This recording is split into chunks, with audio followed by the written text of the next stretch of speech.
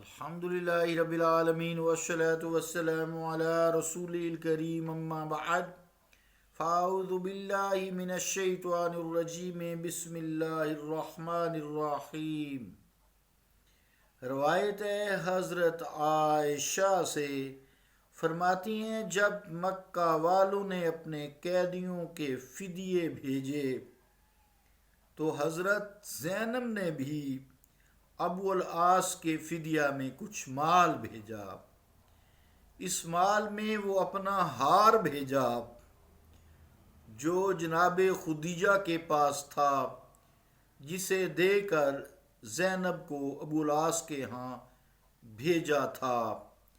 تو جب رسول اللہ صلی اللہ علیہ وسلم نے وہ ہار دیکھا، حضور کو اس پر بہت ہی رقت طاری ہوئی اور فرمایا اگر تم لوگ مناسب سمجھو تو زینب کا قیدی چھوڑ دو اور ان کی چیزیں انہیں واپس کر دو۔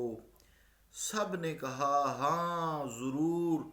رسول اللہ صلی اللہ علیہ وسلم نے ابو العاص سے عہد لیا کہ وہ جناب زینب کا راستہ خالی کر دیں، اور رسول اللہ صلی اللہ علیہ وسلم نے زید ابن حارثہ کو اور ایک اور انصاری کو بھیجا۔ ان سے فرما دیا کہ تم دونوں بطن یا جج میں رہنا تا آنکہ تم پر زینب گزرے تو انہیں اپنے ساتھ لے آنا۔ احمد ابو داؤد۔ عزیزان گرامی قدر، حدیث پاک میں جو واقعہ بیان ہو رہا ہے یہ غزوہ بدر کا ہے، جس میں 70 کفار تو مسلمانوں کے ہاتھوں جہنم واصل ہوئے اور 70 قیدی بنا لیے گئے۔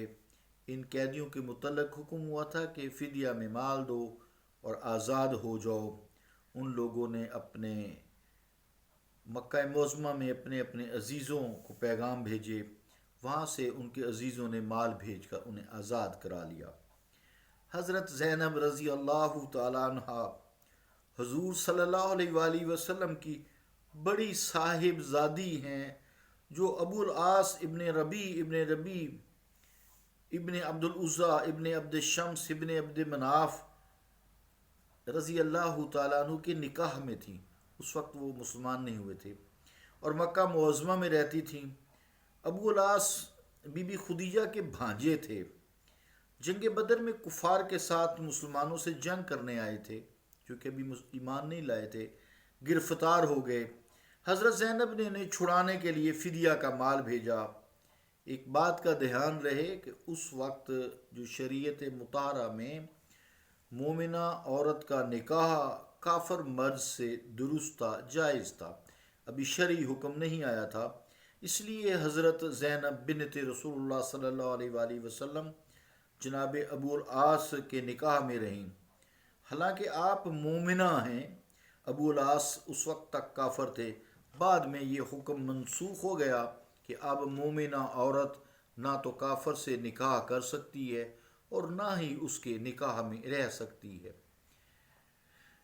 پھر یہ جو ہار ام المومنین حضرت خدیجہ الکبریٰ کا تھا، جو جہیز میں آپ نے جناب زینب رضی اللہ تعالی عنہ کو دیا تھا، حضور علیہ الصلوۃ والسلام نے جب یہ ہار دیکھا تو حضرت خدیجہ الکبریٰ رضی اللہ تعالی عنہ یاد آ گئی۔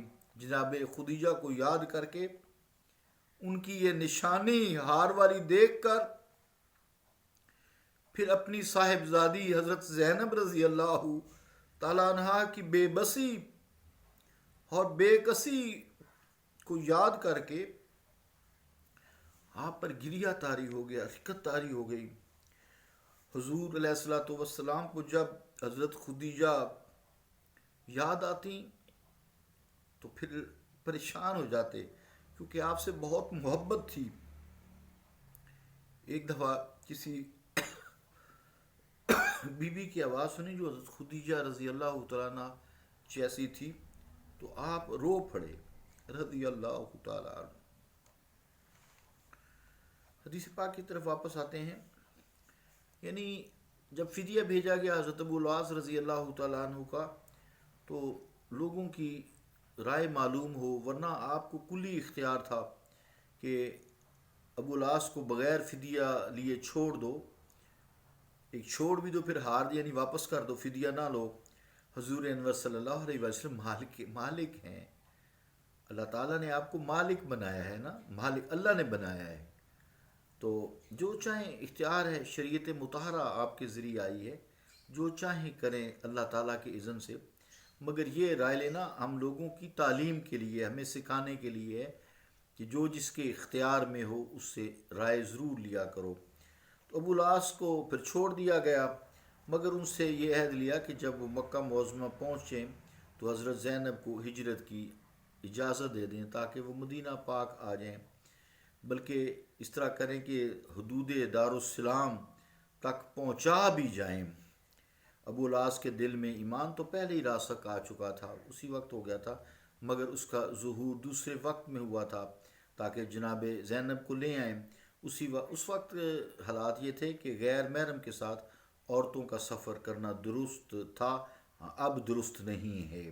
چونکہ ابو العاص اس وقت کافر تھے، مدینہ منورہ نہ آ سکتے تھے، اور مسلمان مکہ معظمہ بھی نہ جا سکتے تھے، پابندی تھی، اس لیے یہ انتظام فرمایا گیا، لہذا حدیث پاک واضح ہے۔ تو بطن یا جج مکہ معظمہ سے خارج ایک نالہ ہے جو مقام تنعیم کے پاس حضرت عائشہ صدیقہ رضی اللہ تعالیٰ عنہ جو مسجد ہے اس کے قریب ہے۔ چنانچہ پھر ابو العاص نے جب آپ صلی اللہ علیہ وآلہ وسلم سے عہد کیا تو اپنا وعدہ پورا کیا، مکہ معظمہ پہنچ کر پہلا کام یہ کیا کہ حضرت زینب رضی اللہ تعالیٰ عنہ کو وہاں پہنچا دیا۔ کچھ عرصہ بعد ابو العاص شام کے تجارتی سفر سے واپس ہوتے ہوئے مدینہ منورہ کے قریب سے گزرے۔ مسلمانوں نے چاہا کہ ان کا مال چھین کر ان کو گرفتار کر لیا جائے۔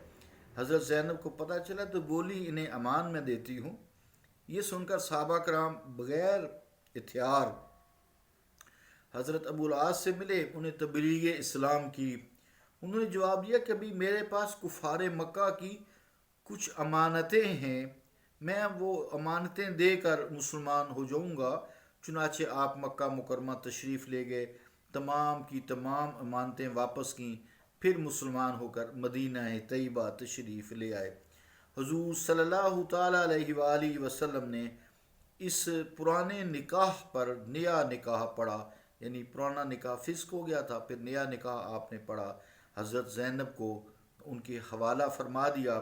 حضور علیہ الصلوۃ والسلام کو ابو العاص سے بہت ہی محبت تھی رضی اللہ تعالیٰ عنہ۔